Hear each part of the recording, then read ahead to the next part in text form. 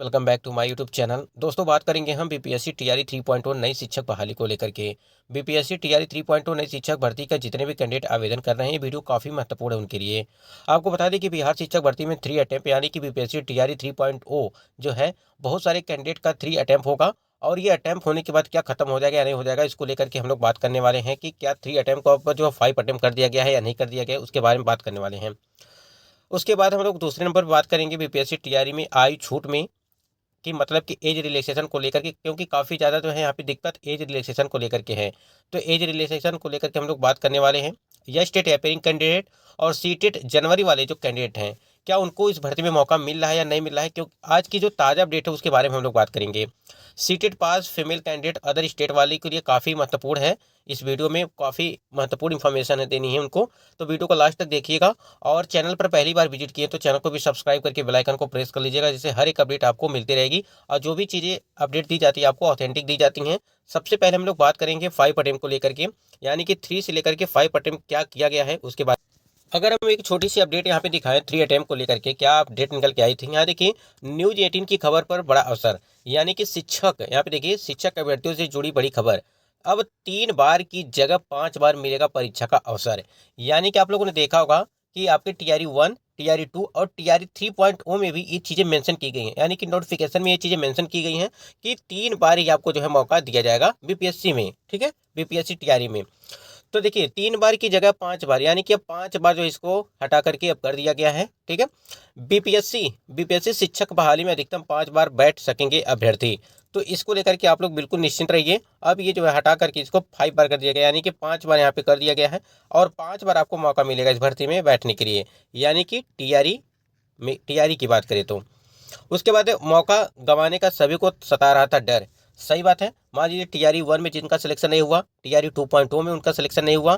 ठीक है, तो बचा उनके पास क्या था, टीआरई 3.0 बचा था। और इसके बाद से जो है आपका 4.0, ये भी आपकी भर्ती जो अगस्त में आने वाली है, उसके लिए भी आपको प्रिपरेशन करना है और तैयारी भी करनी है। तो कहीं ना कहीं यहाँ पे जो 3 अटेम्प्ट को लेकर के था, काफ़ी ज़्यादा जो है अभ्यर्थियों को ये चीज़ें का, इस चीज़ का बहुत ही ज़्यादा उनको डर था। यहाँ देखिए कई अभ्यर्थियों के लिए टीआरई 3 था आखिरी मौका। ये जो टीआरई 3 जो आपकी फॉर्म अप्लाई हो रहे हैं, ये आखिरी मौका बताया जा रहा था। जैसे हमने आपको बताया कि टीआरई 1 हुआ, टीआरई 2 हुआ, अब जो है टीआरई 3 का जो है अब आवेदन स्टार्ट हो चुका है। तो कहीं ना कहीं सरकार ने अवसर बढ़ाने का ले लिया है फैसला। तो सरकार जो है अब इसको कर दिया है 5 बार, यानी कि अब आपको जो है 5 बार जो है इसमें आपको मौका मिलेगा। सरकार ने अवसर बढ़ाने के ले लिया है फैसला, लाखों अभ्यर्थियों को जल्द मिलेगी राहत। प्राइमरी से लेकर के उच्च माध्यमिक तक के लिए मौका शिक्षा विभाग जल्दी आदेश जारी करेगा। यानी कि आपको सिर्फ नोटिस ही यहाँ पे अब जारी करना है, यानी कि इसकी एक नोटिस जारी की जाएगी। जो 3 अटेम्प्ट है उसको 5 अटेम्प्ट कर दिया गया है। ठीक है, तो ये आपको सिर्फ नोटिस यहाँ पे जारी करना है। अभी नोटिस जारी नहीं किया गया है, इसको भी आप ध्यान दीजिएगा।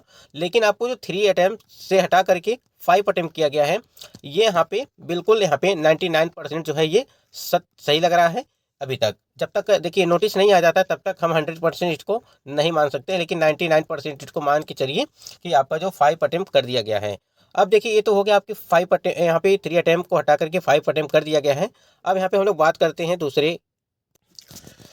अगर हम बीपीएससी टीआरई में देखिए, हम लोग 3 अटेम्प्ट की बात कर लिए हैं, 3 अटेम्प्ट को हटा करके 5 अटेम्प्ट कर दिया गया है यहाँ पे। अब बीपीएससी यहाँ पे देखिए बीपीएससी टीआरई में आयु में छूट अब कैसे, यानी कि जो आज की जो ताज़ा अपडेट है, यानी कि 15, आज 15 तारीख है, 15 फरवरी 2024 की जो अपडेट है एज रिलैक्सेशन को लेकर के, उस पर हम लोग बात करेंगे।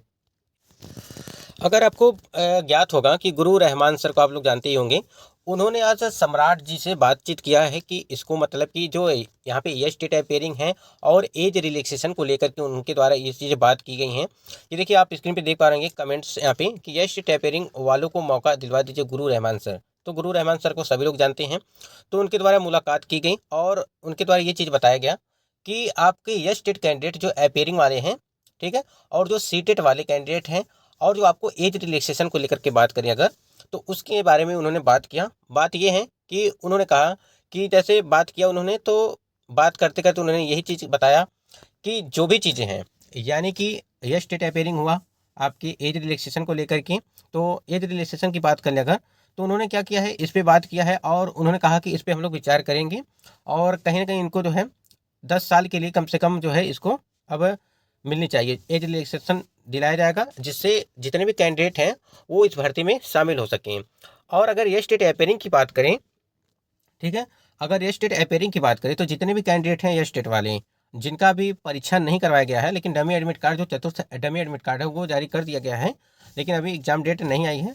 तो देखिए, अगर ये स्टेट वाले के लिए उन्होंने बात किया तो उन्होंने यही कहा कि ये स्टेट वाले कैंडिडेट को भी मौका मिलना चाहिए, क्योंकि उनका जो फॉर्म अप्लाई हो चुका था भर्ती आने से पहले, यानी कि विज्ञापन जारी होने से पहले जो है उनका फॉर्म अप्लाई हो चुका था, तो उनको जो है इस भर्ती में जो है मौका मिलना चाहिए। आप कमेंट भी देख सकते हैं कि स्टेट को मौका मिलना चाहिए, अभ्यर्थियों की मांग है, 10 साल का एज रिलैक्सेशन मिलना चाहिए, ये सारी चीज़ें हैं। तो ये स्टेट अपेयरिंग को प्लीज मौका मिलना चाहिए। तो ये देखिए, जो आज की अपडेट है, हम आपकी आज की अपडेट बता रहे हैं। तो ये स्टेट वाले कैंडिडेट का जल्द से जल्द जब एग्ज़ाम अगर हो जाता है, यानी कि आपको पता होगा कि फॉर्म अप्लाई होने का जो टाइमिंग है, यानी कि 10 तारीख से जो आपके फॉर्म अप्लाई हो रहे हैं, उसका जो लास्ट डेट है वो 23 तारीख है, यानी कि 10 से लगा करके 23 तारीख तक है। और जो विलम्ब शुल्क के साथ है वो 25 है, यानी कि 25 तारीख ये मान के चलिए, ठीक है। और ये अगर इसके बीच में देखिए, आज जो मतलब डमी एडमिट कार्ड के लिए नोटिस जारी किया गया था, वो आपका था 21 तारीख तक। 21 तारीख तक इस डमी एडमिट कार्ड को लेकर के, संशोधन को लेकर के, जो उसमें आपकी त्रुटियां हैं, चाहे वो सब्जेक्ट कॉम्बिनेशन को लेकर के हों, चाहे कुछ भी हो, तो उसको सुधार करने के लिए जो है वहाँ पे जारी किया गया था। तो एज रिलैक्सेशन की बात करें अगर थोड़ी सी यहाँ पे, तो उनके लिए भी राहत की खबर निकल के आ रही है कि आपको भी जो जितने भी कैंडिडेट ओवर एज हो रहे थे, उनको इस भर्ती में जो है एज रिलैक्सेशन मिलना चाहिए, 10 साल के लिए, नहीं तो 5 साल के लिए, जो भी चीज़ें हैं। कम से कम टीआरई जो 3.0 है, और जो 4.0 जो आपकी अगस्त मंथ में जो आपकी परीक्षा होने वाली है, और जुलाई में आपका नोटिफिकेशन वो जारी कर दिया जाएगा, जिससे अगर एज रिलैक्सेशन में छूट दिया जाता है, तो कहीं ना कहीं जितने भी कैंडिडेट हैं वो टीआरई 3.0 में भी सम्मिलित होंगे, और टीआरई 4.0 में भी सम्मिलित होंगे, क्योंकि एज अगर रहेगी तभी जाके जो है फॉर्म अप्लाई, या स्टेट अपेयरिंग वालों को मौका मिलना चाहिए। एज रिलैक्सेशन 10 साल का सभी की मांग है कि 10 साल का सभी की मांग है कि 10 साल के लिए कम से कम जो एज रिलैक्सेशन मिलना चाहिए, जिससे आने वाली जो भर्तियां हैं बीपीएससी टीआरई की, उसमें जो है अभ्यर्थी जो है फॉर्म अप्लाई कर पाए, भर्ती में बैठ पाए।